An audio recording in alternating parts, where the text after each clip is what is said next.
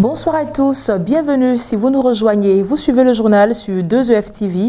Voici les titres. Le secrétaire exécutif du PDCI RDA, Maurice Kakou Gikawe, ne fera pas partie des candidats en liste pour la présidentielle de son parti le 16 décembre prochain. Il a été disqualifié par le comité électoral pour des raisons judiciaires. Les résultats des élections locales partielles sont connus depuis 48 heures en Côte d'Ivoire. 6 localités sur 9 ont été remportées par les indépendants. Et puis dans l'actualité sportive, 127 athlètes de MMA ont été formés par l'AML au centre sportif culturel et d'éthique ivoiro-coréen Alassane Ouattara d'Adjamé dimanche dernier.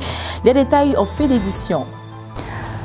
Bienvenue, ouvrons ce journal en Côte d'Ivoire. L'actualité politique nationale, vous le savez, est marquée par l'élection à la présidence du PDCI RDA prévue pour se tenir le 16 décembre prochain en marge du 8e congrès ordinaire de ce parti.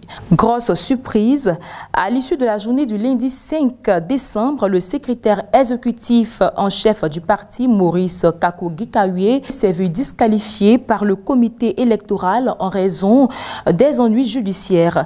On en parle dans cet élément de la rédaction. Le parcours s'arrête là pour le candidat Maurice Kakou Gikawe. Le secrétaire exécutif en chef du PDCI RDA s'est vu disqualifié ce lundi 5 décembre 2023 par le comité électoral du parti septuagénaire. Il ne figure donc plus sur la liste des candidats en lice pour la présidentielle du PDCI qui doit se tenir en marge du congrès du 16 décembre prochain en raison de la procédure judiciaire en cours contre lui depuis les événements post-électoraux de 2020. Le 3 novembre 2020, suite à la formation d'un gouvernement du Conseil national de transition visant à se substituer aux institutions de la République, plusieurs personnalités membres de l'opposition ont été arrêtées, parmi lesquelles Maurice Kakou Gikawe. Incarcéré à l'actuel PPA, il sera libéré quelques mois plus tard pour des raisons de santé et placé sous contrôle judiciaire jusqu'à ce jour. Désormais, seuls 2 candidats, en l'occurrence l'ex-ministre du Plan et du Développement Tidjane Thiam et l'actuel maire de Cocody, Jean-Marc Yassé, sont en lice après les désistements de Noël Akossi-Benjo et Koumoué Kofi.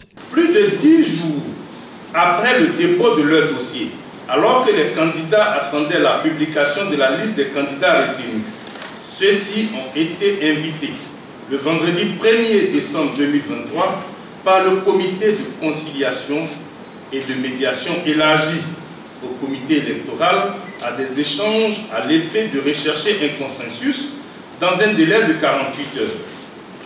Le dimanche 3 décembre 2023, les 5 candidats, en l'occurrence, messieurs Noël Akossi-Benjo, Tidjane Thiam, Jean-Marc Yassé, Maurice Kakou Gikawe et Koumoué Kofi Moïse, se sont retrouvés avec le comité de conciliation et de médiation élargi au comité électoral.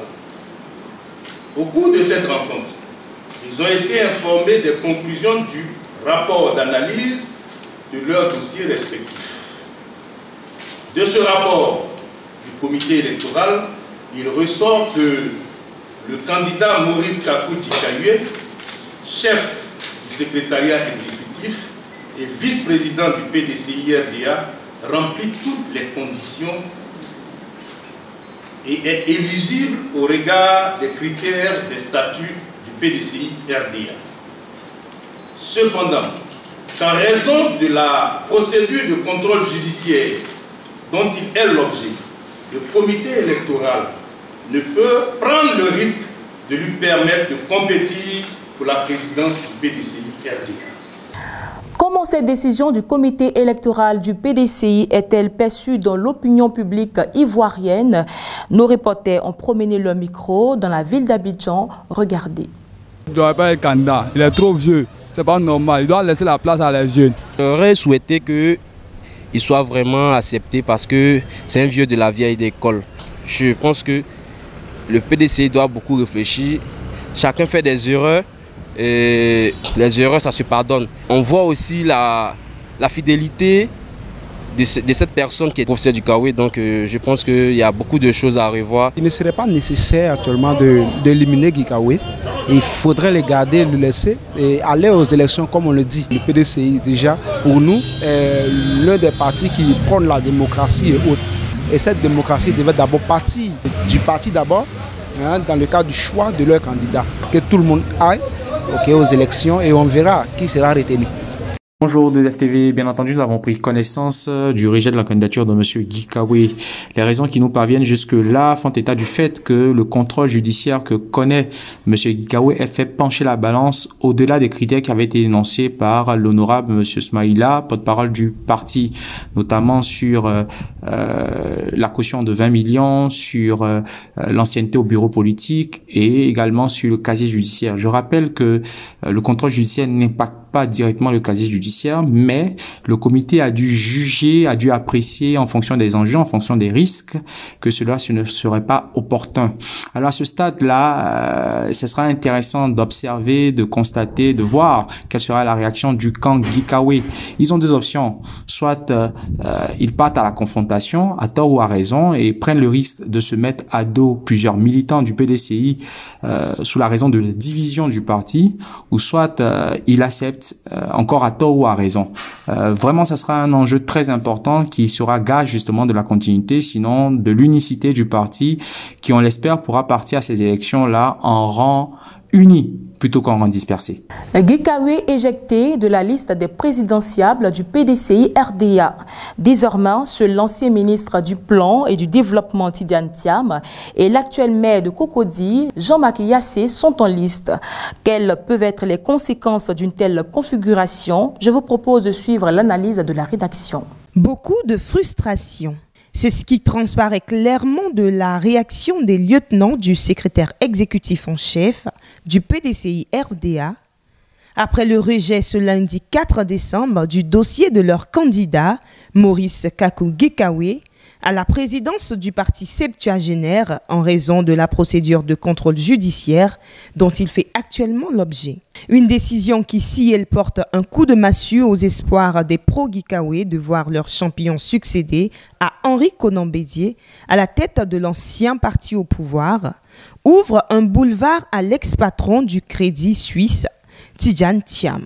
Difficile d'imaginer en l'absence de ce poids lourd de l'arène électorale, le candidat Jean-Marc Yassé, désormais seul, en face après désistement de Koumoué Kofi, ait les arguments pour rivaliser avec l'ancien ministre du Plan et du Développement, 61 ans, dont le charisme fait quasiment l'unanimité à l'international. Après cette disqualification surprise de Maurice Gikawe, la perspective des consensus avant le scrutin du 16 décembre, en la faveur du 8e congrès ordinaire du parti, se précise. D'autant plus qu'un des plus sérieux prétendants à la présidence de cette formation politique, l'ancien maire du plateau, Noël Akossi-Benjo, lui, avait déjà franchi le pas en ce sens depuis le 3 décembre dernier.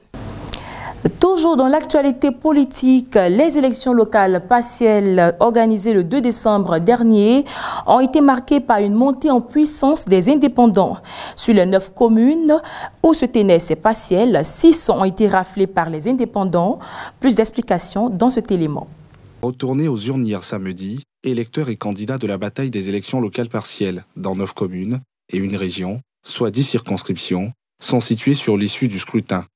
Les résultats proclamés dimanche 3 décembre 2023 par la commission électorale indépendante donnent vainqueurs les listes suivantes. Tia-Salé, Assalé Tiemoko, 4746 voix. San Pedro, Ninkarija Sissé, avec 13 353 voix. Goïtafla, Namblé Naya Naomi, avec 1500 voix.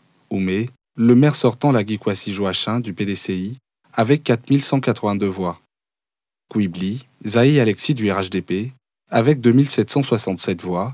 Kumbala, Teneyumon Koulibaly du RHDP, avec 746 voix. Dabakala, Koulibaly Adama, indépendant, avec 1949 voix. Sarala, Kanate Mamadou, indépendant, avec 2037 voix.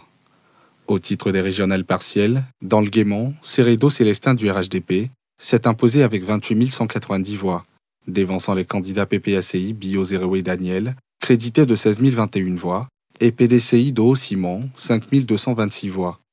Véritable fausse note de ce scrutin, les violences enregistrées à Ferkessé-Dougou.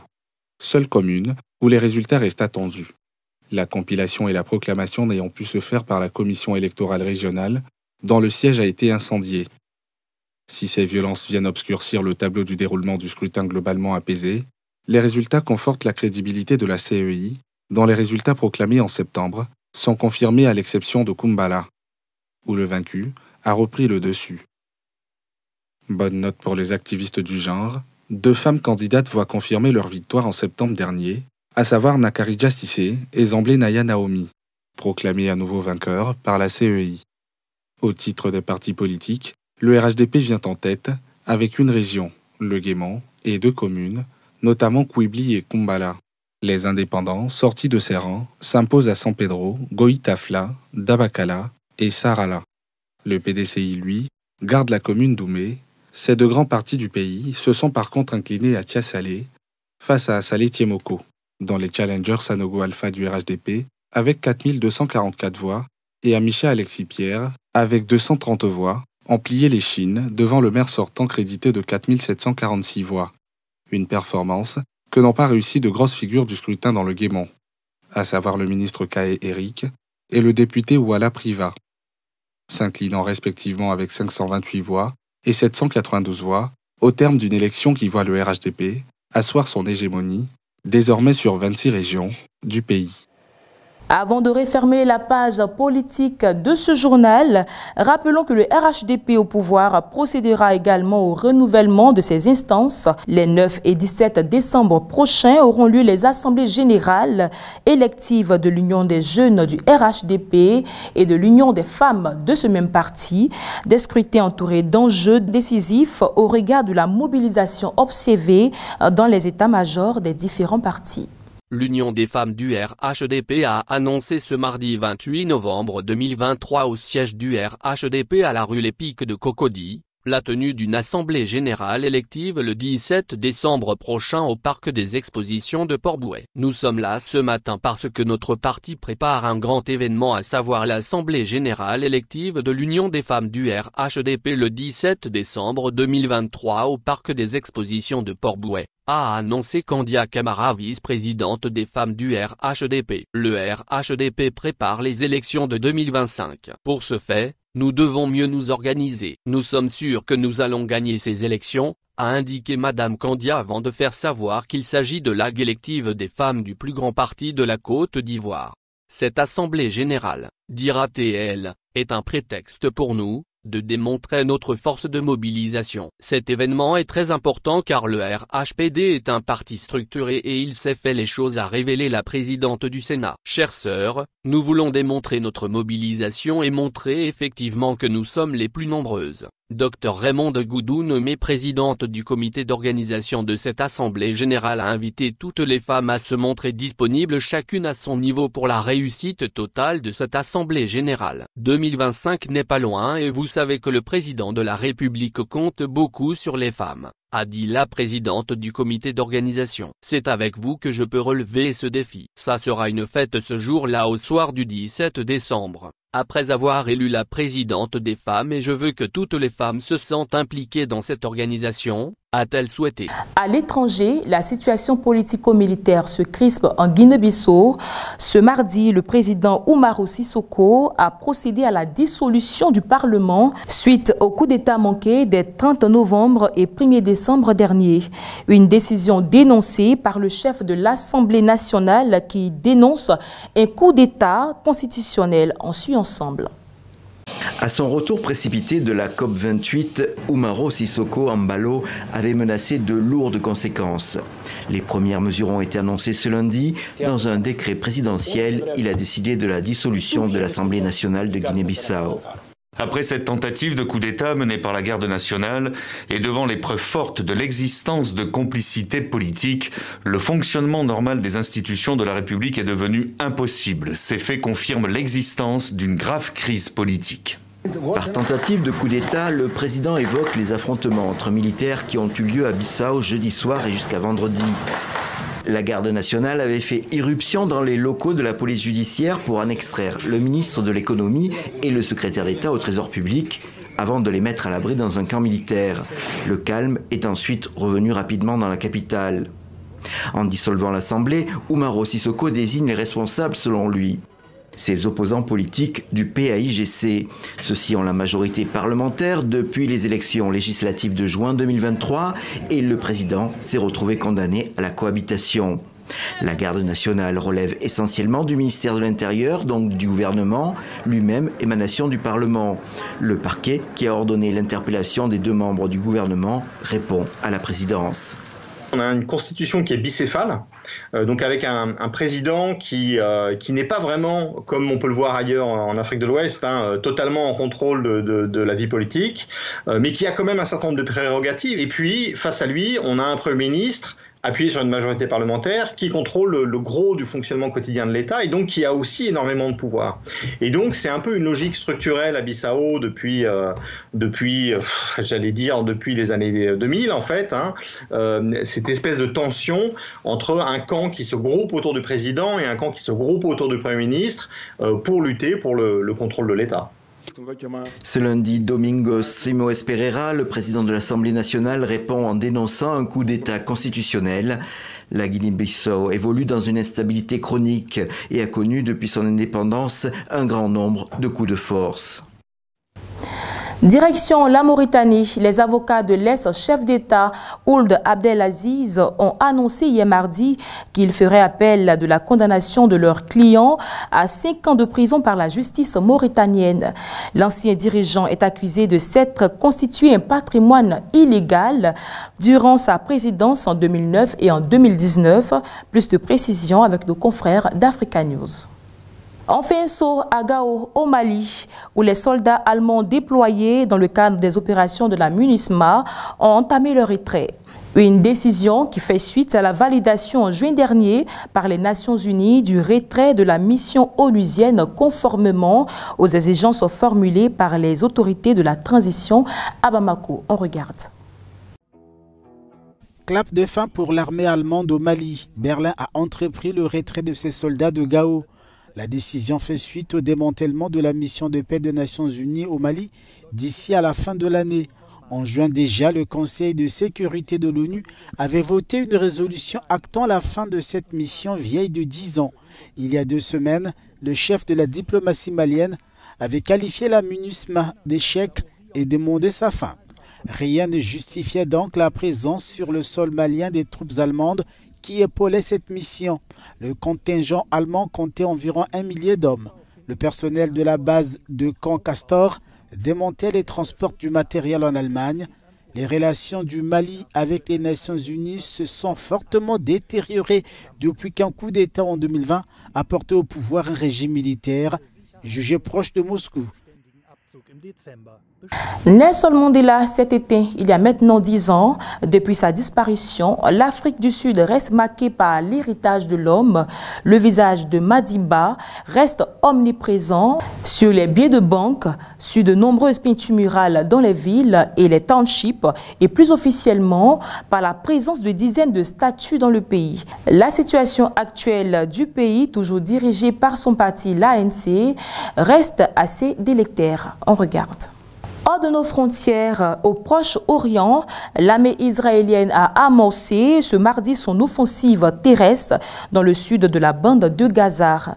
Les chars de Tal sont entrés dans Khan Younes avec l'objectif affiché de nettoyer toute la bande de Gaza du Hamas. Le point dans ce reportage de Euronews. L'armée israélienne est entrée mardi dans Khan Younes, la 2e ville de Gaza. Israël poursuit l'intensification de ses bombardements et l'expansion de ses opérations militaires dans le sud de l'enclave palestinienne mercredi. L'intensification des combats contre le Hamas a incité l'ONU à mettre en garde lundi contre un scénario encore plus infernal. Les civils palestiniens sont en effet repoussés dans une zone toujours plus réduite du territoire assiégé. Parfois déjà déplacés, les Gazaouis évacuent Khan Younes direction Rafah alors que les troupes israéliennes entrent dans la ville. Les bombardements israéliens continus, qui cibleraient des localisations du Hamas, ont fait de nombreuses victimes. Plus de 16 200 Palestiniens ont été tués et plus de 42 000 blessés depuis le début de l'offensive israélienne, a affirmé le Hamas mardi. L'attaque du 7 octobre de commandos du mouvement islamiste avait fait plus de 1200 morts côté israélien.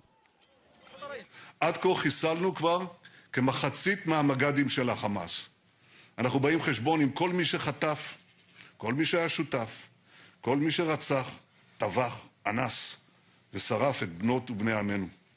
לא נשכח ולא נסלח. Les otages récemment libérés et les proches d'Israéliens toujours détenus par le Hamas à Gaza auraient confronté Benyamin Netanyahou lors d'une réunion houleuse. Certains participants auraient même appelé le Premier ministre israélien à démissionner. Les familles veulent s'assurer que le chef du gouvernement a bien le sort de leurs proches à l'esprit, alors qu'Israël entame déjà la prochaine étape sanglante de sa guerre contre le Hamas. Et voici le carton rouge de ce journal. Ce mercredi, notre équipe de reportage a sillonné les artères de la capitale économique ivoirienne. Avec ce constat lamentable à l'appui, les routes sont dans un état pitoyable, truffé de crevasses. On regarde.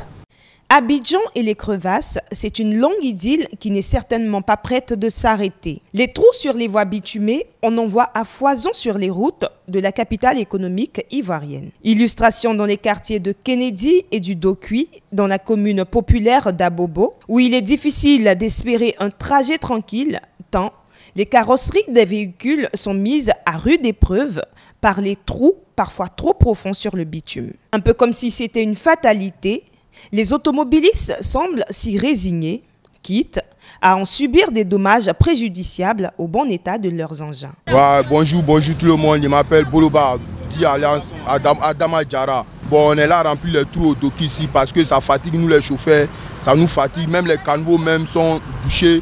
Quand il pleut, quoi, les lots, ça fatigue tout le monde, on ne peut pas rouler, on ne peut pas bien rouler ici. Donc on est là rempli les trous comme vous-même vous les voyez. Bonjour population d'Abobo, bonjour gouvernement, pardonnez, je suis chauffeur de taxi, M. Traoré Bamagnou. Donc je voulais faire l'appel au gouvernement, il n'aura venu arranger nos routes à Bobo Agbekwa, jusqu'à Abobo Samanké, il n'y a pas de route. Donc l'appel qu'il veut lancer, il n'aura venu faire nos routes là. Bonjour. Ah, la route de Samanké là, ça nous arrange pas, demain c'est gâté là. Attends, nous arrangeons, donc là, le gouvernement là, par exemple, nous dit non, là on a arrangé la route là. Donc c'est mal gâté, non, tu vois, non. Voilà, donc c'est assez pour nous un peu, non. Bonjour mes amis, en tout cas c'est Soumaoro Mustafa. En tout cas, route de Kennedy Carrefour, en tout cas ça nous fatigue, hein, ça nous fatigue, très mal même, ça nous fatigue. Ouais, si vous pouvez arranger ça pour nous, en tout cas ça nous arrange. À quand donc une véritable politique d'entretien des infrastructures routières? Tant des chantiers audacieux sortent de terre, autant, les structures étatiques en charge des voiries doivent songer au service après livraison. Ce journal avec une note de sport pour parler du stage de perfectionnement organisé ce mercredi par l'African MMA League, en abrégé l'AML, au centre sportif et culturel et des TIC ivoiro-coréens à Abidjan. Le stage a réuni 127 athlètes formés par 3 coachs internationaux qui leur ont appris les techniques modernes de combat. On suit ce reportage. Une aubaine suffisamment rare pour ne pas en profiter. Ce sont au bas mot 125 athlètes qui ont participé ce dimanche 3 décembre 2023 au stage de perfectionnement organisé au centre sportif culturel ivoiro-coréen des TIC Alassane Ouattara à Abidjan par l'African MMA League, en abrégé AML. L'objectif de ce stage, selon Ismaël Bakayoko, manager général de l'AML, est de familiariser les compétiteurs ivoiriens aux techniques modernes de combat de MMA. Après la première édition du 21 octobre, nous avons remarqué que nos athlètes avaient besoin de se perfectionner dans les grands games, c'est-à-dire dans les combats au sol. Donc nous avons fait appel à 3 coachs, un coach de Brésilien Jiu-Jitsu, un coach de lutte libre et un coach de MMA pour venir vraiment renforcer les niveaux au sol. Preuve de sa volonté d'outiller les athlètes ivoiriens, l'AML a fait appel à 3 coachs spécialisés pour mettre les participants dans les conditions idoines au combat moderne. Bon, pour être combattant, il faut être prêt physiquement.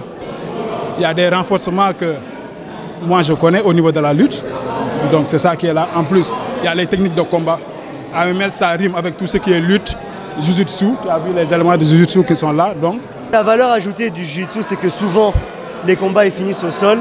Et qu'on ait envie de lutter ou qu'on n'ait pas envie de lutter, si le combat finit au sol, il faut qu'on sache au moins se défendre. Ce stage, faut-il le préciser, intervient à moins de 3 semaines des quarts de finale du championnat de MMA organisé par l'AML et qui mettra aux prises des compétiteurs de haut niveau cooptés à l'échelle internationale. En anglais, on dit I don't want to spoil the mood. C'est-à-dire je veux pas vraiment vendre la mèche, mais vraiment quelque chose de ouf. Parce qu'on a appris beaucoup après la première édition. On a vu exactement, c'est l'amélioration continue avec nous. Donc où est-ce qu'on peut améliorer? Qu'est-ce qu'on peut faire maintenant pour donner vraiment quelque chose de nouveau, un sang nouveau? Et tout ça, c'est en place de la phase de combat.